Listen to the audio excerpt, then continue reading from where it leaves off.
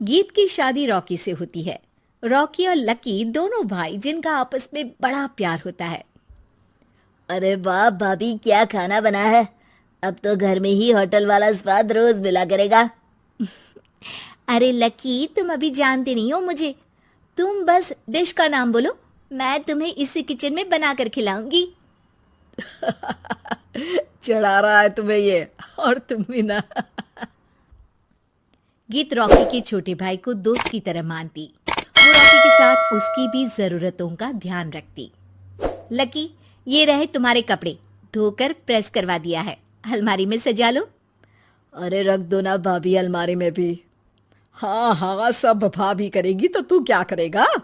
रहने दीजिए ना माँ जी, शादी हो जाएगी तो खुद ही सुधर जाएगा।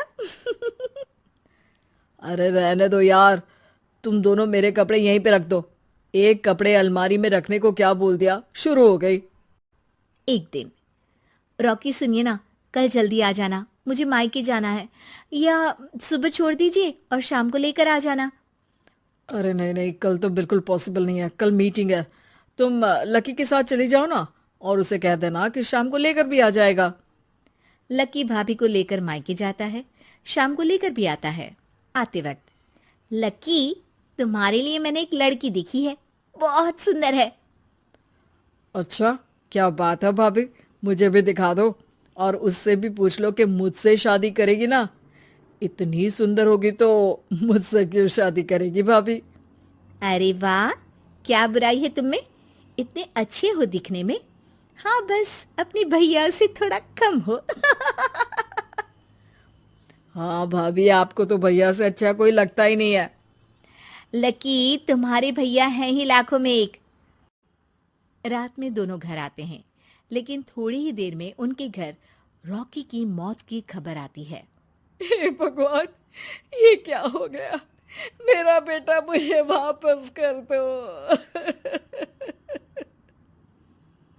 सब मिलकर माँ और गीत को संभालते हैं।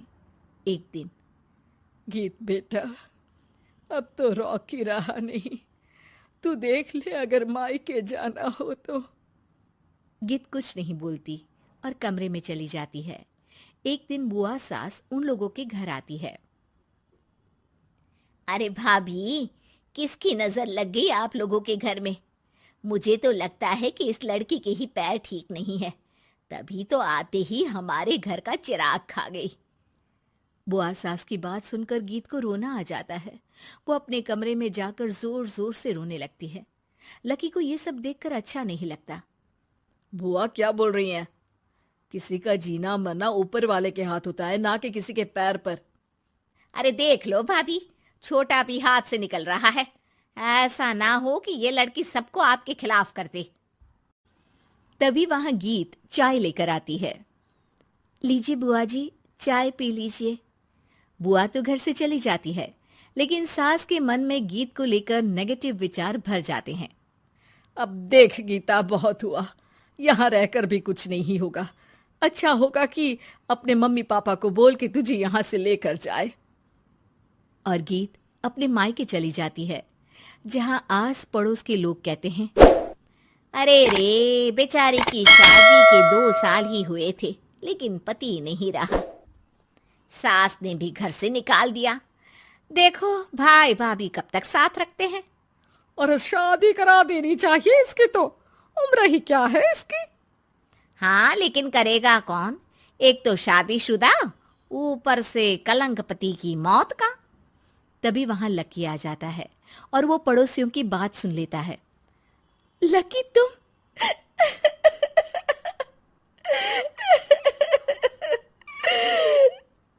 भाभी, ये जमाना आपको जीने नहीं देगा।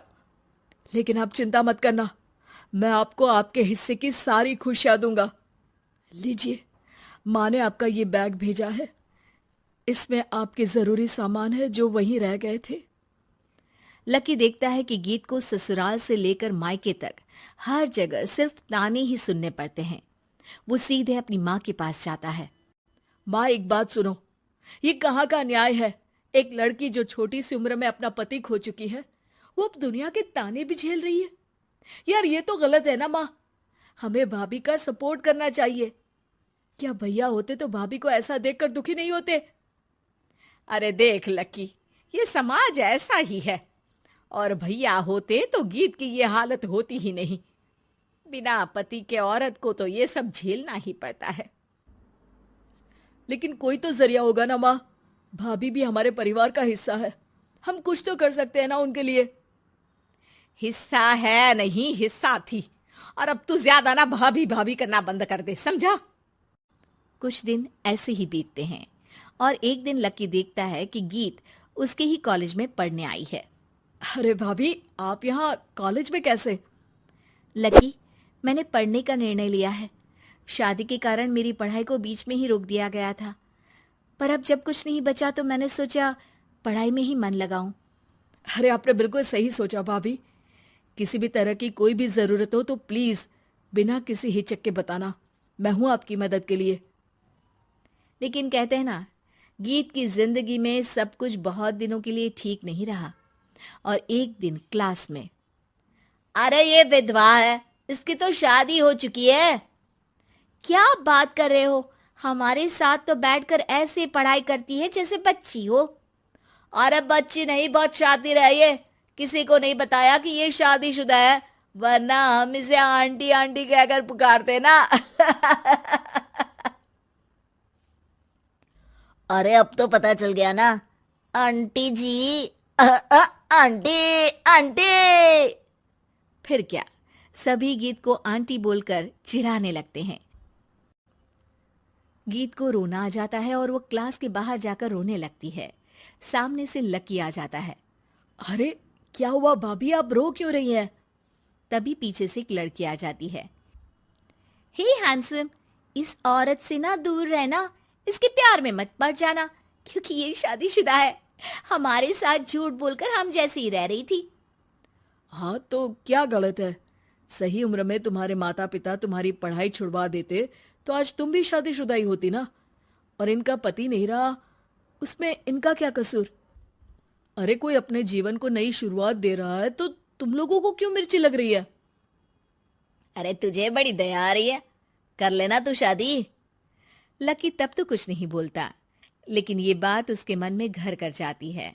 और फिर एक दिन, माँ, मैं गीत से शादी करना चाहता हूँ। अरे क्या बक रहा है बेटा, तेरा भाई तो खा गई वो, अब मैं अपना दूसरा लड़का नहीं खो सकती। नहीं माँ, मैं गीत को यूं परेशान नहीं देख सकता। उसका कॉलेज में भी लोगों ने जीना मुहाल कर रखा है। मैं उनसे शादी कर उन्हें फिर से इस घर की बहू बनाऊंगा। तुम मानती हो तो ठीक है, नहीं तो मैं घर छोड़कर चला जाऊंगा। अरे मुझे मंजूर है बेटा। लकी माँ के साथ गीत के घर जाता है और उसका हाथ मांगता है। घर वाले मान जाते हैं। थोड़े से इनकार के बाद गीत भी लकी से शादी करने को मान जाती है।